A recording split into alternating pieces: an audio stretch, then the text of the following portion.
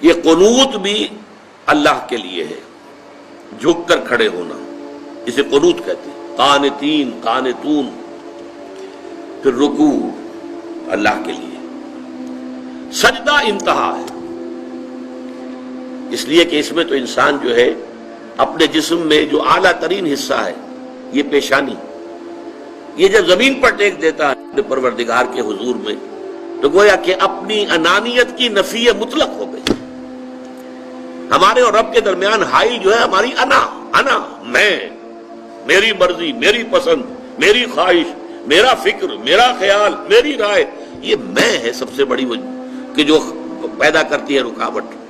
اس میں کو آپ جو ہے اللہ کے حضور میں، حدیث میں آتا ہے جب سجدہ کرو تو یوں محسوس کرو جیسے کہ تم نے اپنی پیشانی اپنے رب کے قدموں میں رکھ دی ہے۔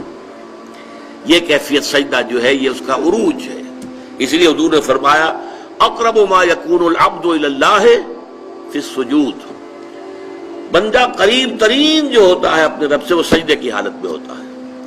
اس کی نفسانیت اور اس کی انانیت کی نفی مطلق ہو گئی، اب درمیان میں کوئی شے حائل نہیں ہے تو قریب ترین ہو گیا۔ یہ سجدہ جو ہے یہ سابقہ شریعتوں میں سجدہ تعظیمی کی حیثیت سے جائز تھا۔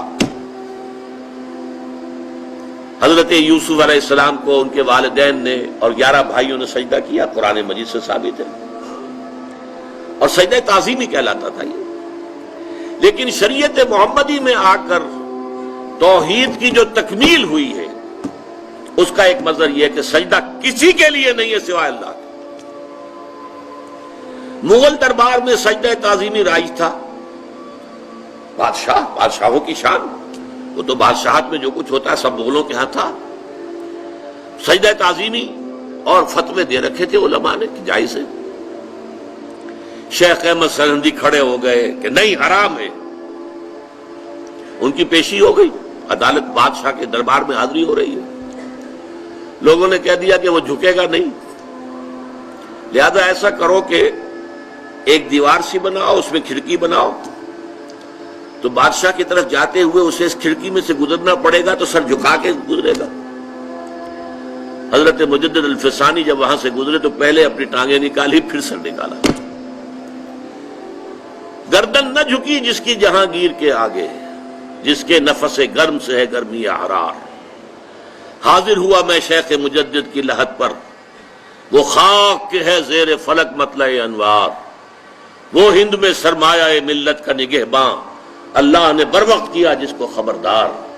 گردن نہ جھکی جس کی جہانگیر کے آگے، جس کے نفس گرم سے ہے گرمی حرار۔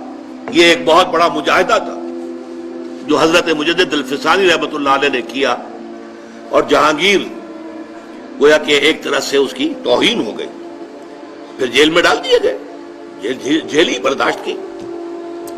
سجدہ اللہ کے سوا کسی کو نہیں، بلکہ رکوع بھی نہیں ہے۔ اور اب تو یہ کہ جھکنے سے بھی ہمیں روک دیا گیا ہے، اگرچہ ایک تھوڑا سا تو ہوتا ہے، کوئی آپ کے بزرگ آئے ہیں تو ان سے ملتے ہوئے خود بخود انوالنٹریلی، آپ کا ارادہ نہیں ہوتا تب بھی کچھ تھوڑا سا انسان جھکتا ہے، بس اس کو معاف کیا جا سکتا ہے۔ باقی یہ کہ انسانوں کے لیے کسی کے لیے اب کجا یہ کہ جو قبروں کو سجدے کیے جا رہے ہو تو یہ تو اب کہاں سے کہاں بات پہنچ گئی۔ میں تو چاہ رہا ہوں کہ پازیٹیولی آپ کو یہ فارمولے جو ہے وہ بتا دوں، اس کے بعد اس کی اپلیکیشن خود کیجئے۔ میں کسی خاص مسلک کی بات جو ہے اور ان کی باتوں کو ٹارگٹ بنانا نہیں چاہتا،